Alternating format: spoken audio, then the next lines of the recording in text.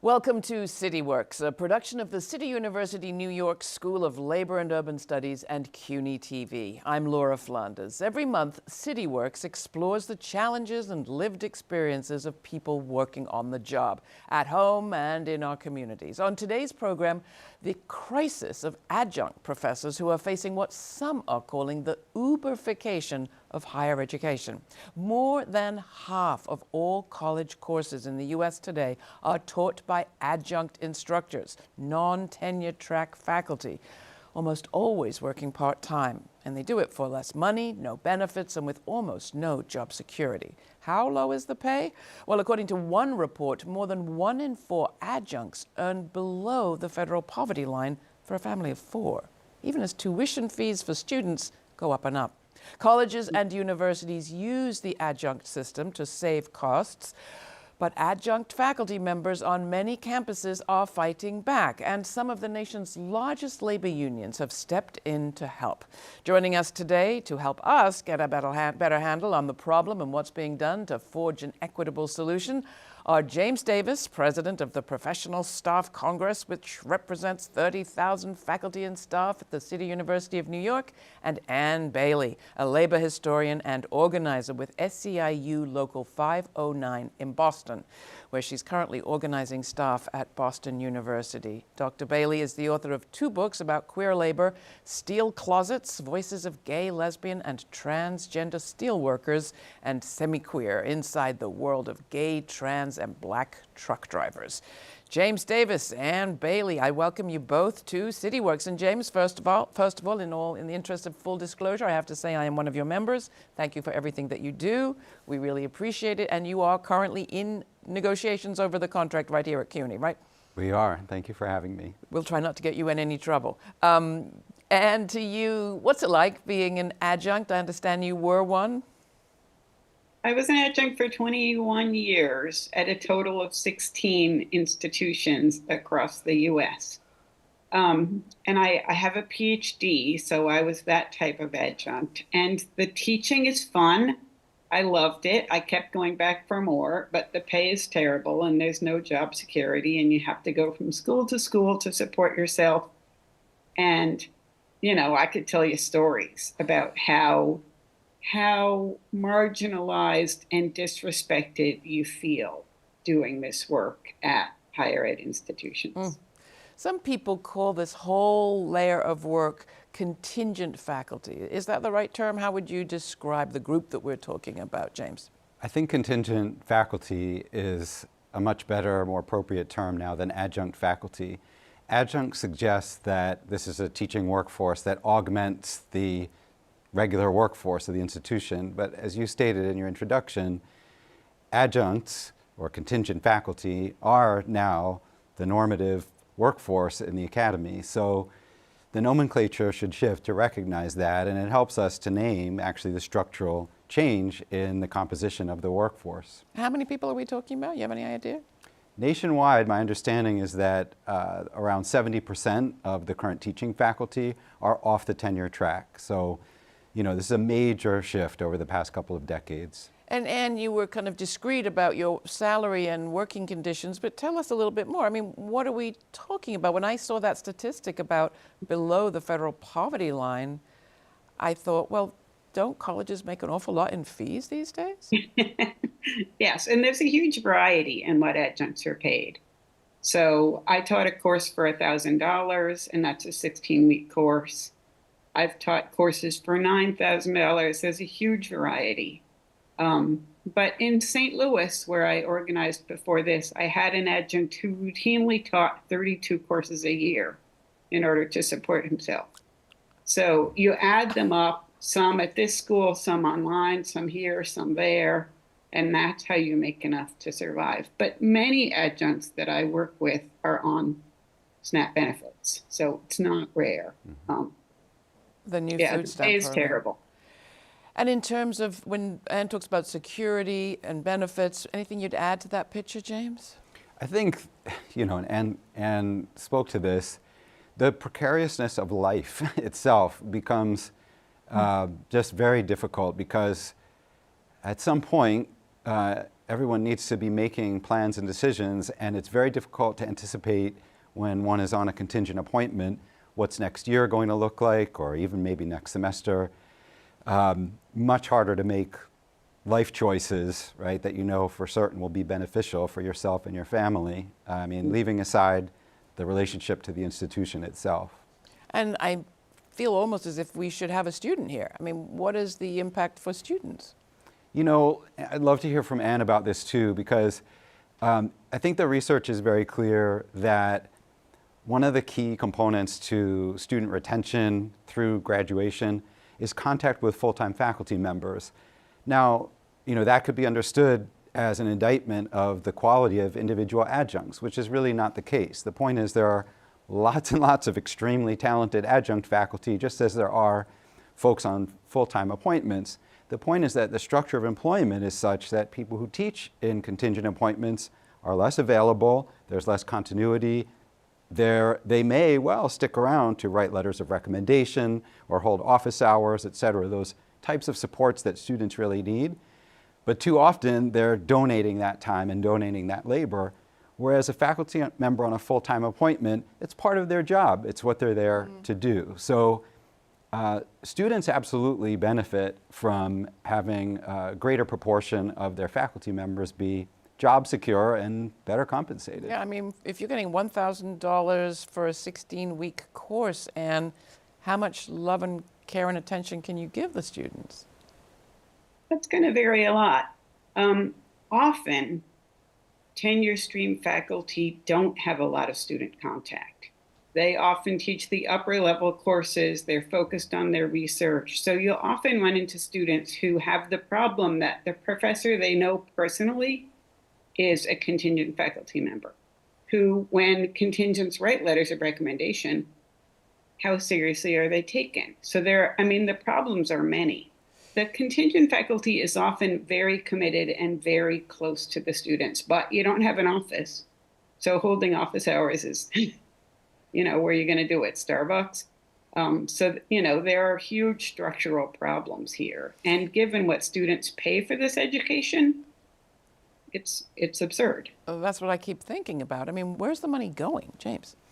I mean, one of the ways I think it's important for us to understand the kind of metastasized nature of the adjunct workforce is that they are effectively subsidizing the universities they work for, because the universities are saving so much on their budgets. So I think that the answer to your question about where the money goes probably changes. It's different from a place like CUNY than it would be at a large private university, for example. But I think, again, structurally, these institutions are saving a lot on the backs of many of their employees. And they've all become businesses to one extent or another. And what I hear is complaints about high salaries going to high visibility intellectuals who are ostensibly on staff, but really not used more to kind of attract applicants, not really present for the students, as you mentioned, Anne. Now, correct me if I'm wrong, but in the old days, was it true that people went from being adjunct and contingent to getting full-time positions? Was that right? Was it like a career track, or was it a choice? You didn't want to be committed to an individual institution, Anne?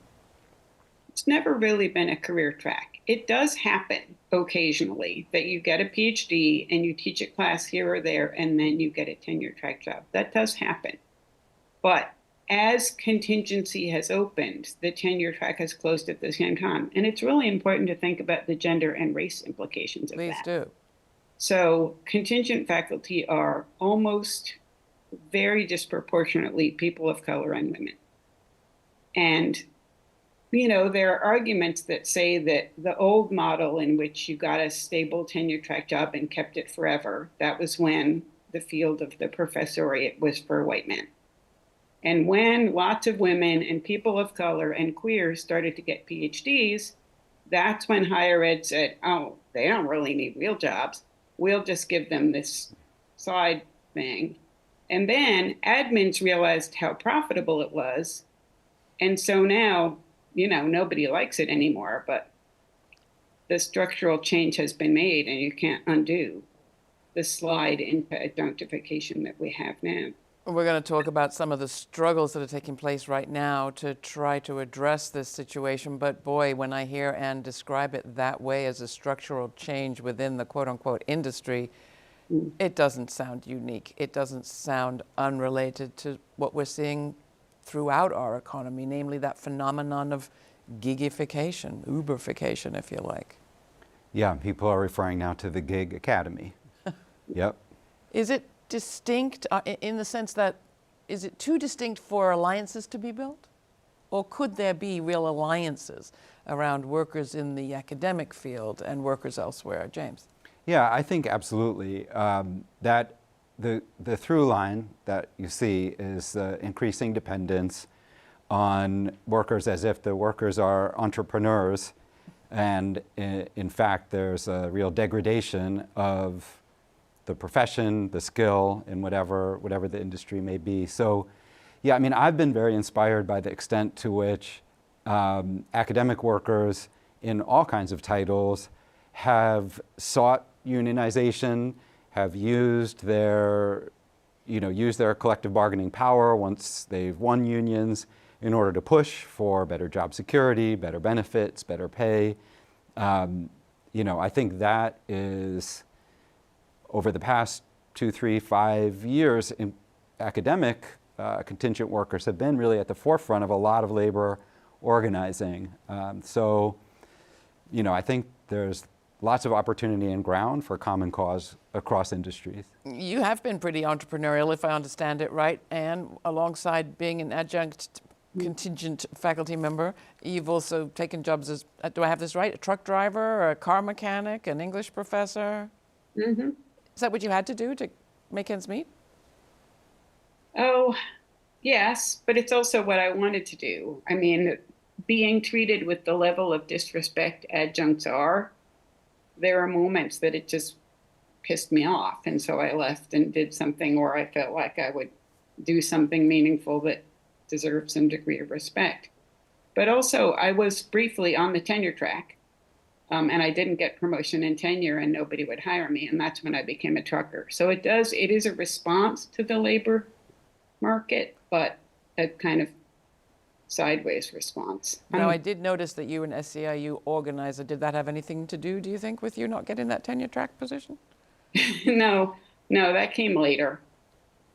It was mostly about being a loudmouth queer that interfered with my tenure. I wrote a book about steelworkers that are gay and trans, and, that didn't go well, so. Being a loudmouth queer will do it, or at least it used to, perhaps less now than usual. No, it's the same. This was not long ago. It's the same everywhere. They always tell you don't write the queer research until you get tenure, and they still say that, and they say that everywhere. When we come back, you're going to get a chance to hear a bit more about what unions are doing, what adjunct and contingent workers are doing, and how perhaps there is common cause to be built across those lines of the teacher and the taught. We'll take a short break. You're watching CityWorks. The CUNY School of Labor and Urban Studies is the 25th and newest school under the CUNY umbrella.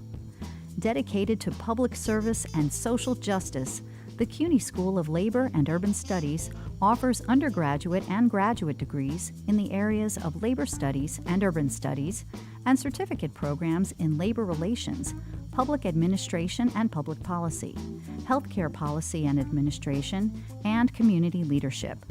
We pride ourselves on being an institution that brings together activists and academics. Find out more at slu.cuny.edu.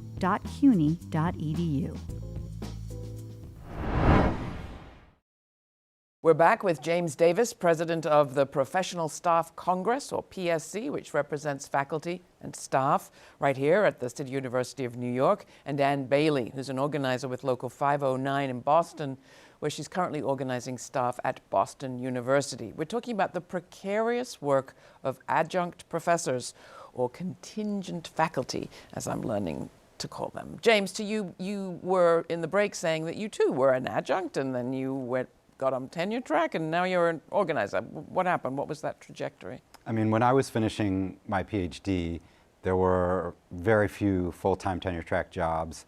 I adjuncted for 4 years at 3 different colleges and universities.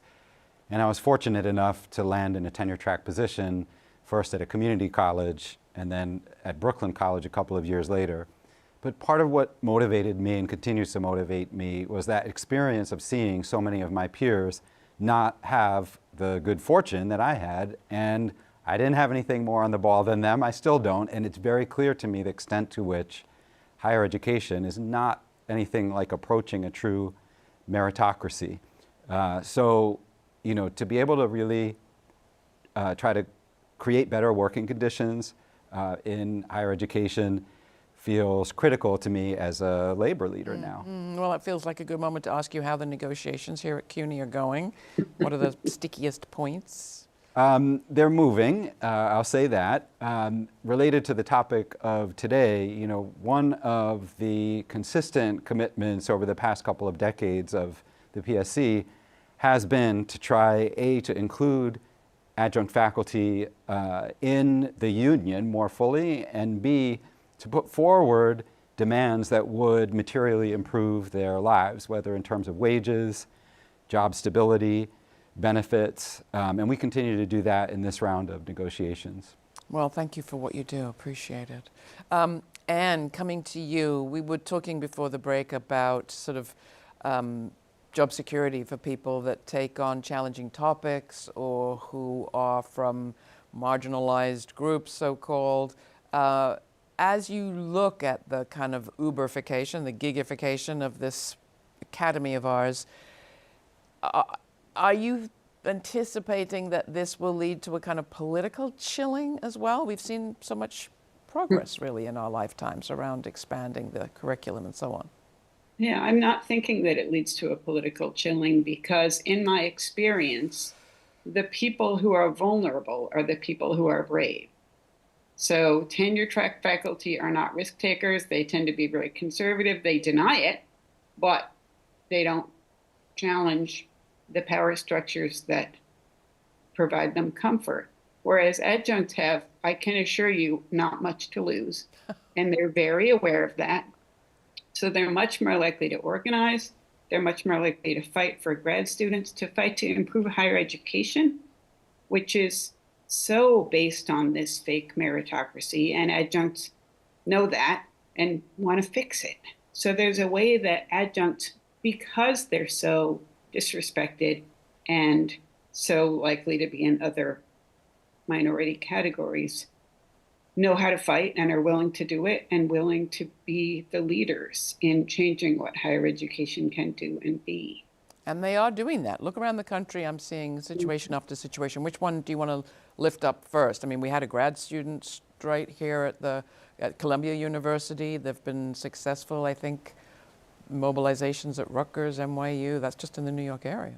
Yeah, New School a couple of years ago, NYU, Columbia grad students, Rutgers very recently struck their part-time lecturers, made some significant gains. We were talking before the show a little bit about Columbia College in Chicago, and then very recently the Cal State union did, I think, a one-day strike it was, and management came around and they made significant gains. So it's really inspiring to see the organizing around contingency and, as Anne said, in connection with graduate workers, because graduate students as workers are looking around at the job market that awaits them, and they see common cause with folks who have been out in the field for a while now, struggling with tough working conditions in academia. What are you seeing in Boston, Anne? We're kind of going in the other direction in both the St. Louis unit and the Boston unit of raising the floor. So often adjuncts at first hire start at a very low salary. So, you know, could be $3,000, $4,000, and then they have to work in a probationary period for 2 or 3 or 4 years before they get a bump to a decent salary and some measure of job security. And just to underscore this, because it's so unfathomable for people, you're talking $3,000 for a course that requires the commitment of that person over many, many weeks. 16 weeks, yes. Just to clarify. And all the prep and all the grading and all the student support, especially post-COVID student support, is just an enormous time commitment. So, and that's all for $3,000 or $4,000. So what we're working to do, I'm working with a unit at BU that is trying to reduce the probationary period. At BU, new adjuncts are hired in and they have 8 courses or 4 years before they're post-probationary. And we're focusing in the bargaining we're doing right now in making the pay equal for that whole time and shortening the length of time that you can be fired with no cause of any kind. And the point of that is, first of all, new adjuncts deserve equal pay for equal work with all the other adjuncts, but also it incentivizes the university to ditch old people and hire new ones, right? If you can do it so cheaply. So thinking, how can we make the job, which is contingent, but make it a little more reasonable for everyone who does it. And we're working with grad students and with res life workers at the same time. And there are other organizing happening on campus that we work with. The janitors, the cafeteria workers, all the people who work on campus, and staff, the librarians are also fighting a contract. So if we could come together and try to get everybody's situation improved up to a certain level, that's the goal. I mean, that kind of cross-sectoral organizing all in for the contract negotiations seems to be working in some areas of our economy these days. Is that potential here too, do you think, James? I think it's interesting because even at a place like City University, there are a lot of job titles or functions that rely on contingent appointments. We've been talking about teaching adjuncts. Here we represent at PSC a number of different titles that also have contingent staff appointments. For example, college laboratory technicians. We have almost 500 college laboratory technicians that do everything from, computer work to bench sciences to humanities and art studios. That work also has increasingly been shifted into contingent appointments to the point where before the pandemic there were almost as many contingent college lab technicians as there were full-time. So this is an inside the classroom issue, but also across kind of wall-to-wall within academia. And I think that recognition is important to begin doing the organizing that you're describing. I hesitate to open this up quite so broadly, but I listen to you and I think of the conversations we have with teachers at the high school and primary level, and I think about our crises in this economy and trying to fill important positions and be competitive in the global market and keep ahead of new technology, and I just wonder what we as a society are thinking to be training or treating or teaching and training people, the people that do that work, so poorly, almost like from beginning to end. Anne, I'm sure you've thought about this, but I don't know, what do you come up with when you think about such a thing? It just feels so absurd and so upside down. It goes back to what I said about women, people of color, and queers. Treated poorly across the board in the US, and it's very hard to make the wider culture care. Teaching having been a disproportionately female job for many years at every level, we just don't care because women do it, and now we don't care because women and queers do it? Yeah. And I would say on a structural level, we find that at CUNY, there's a direct correlation really across the state of New York between the whiteness of the institution, the whiteness of the student body, and the contact with full-time faculty. Now, there has been in many states a defunding of the public education systems, and that defunding in a way has been absorbed by movement off the tenure track of significant portions of the teaching workforce. But one of the things that we're fighting for in our union is to improve the ratio of full-time faculty to full-time equivalent students. And we see it as a racial justice issue here in the city of New York. There's no reason why CUNY, that serves a student body that's 80% people of color, more than a third of whom were born in a foreign country, why they should have so much less access to full-time faculty members in their experience. And again, not a pejorative way of talking about individual part-time faculty, but as a structural question to support those students in the same way as one would find at other universities. So we're supporting a bill called the New Deal for CUNY, which includes professionalization of adjunct wages, but also includes improving the ratio of full-time faculty to students. Well, thank you both, James Davis and Bailey. Wonderful speaking with you. That's it for CityWorks. If you have comments or questions, don't forget you can write to us at cityworks@slu.cuny.edu. For CityWorks, I'm Laura Flanders. Thanks for watching.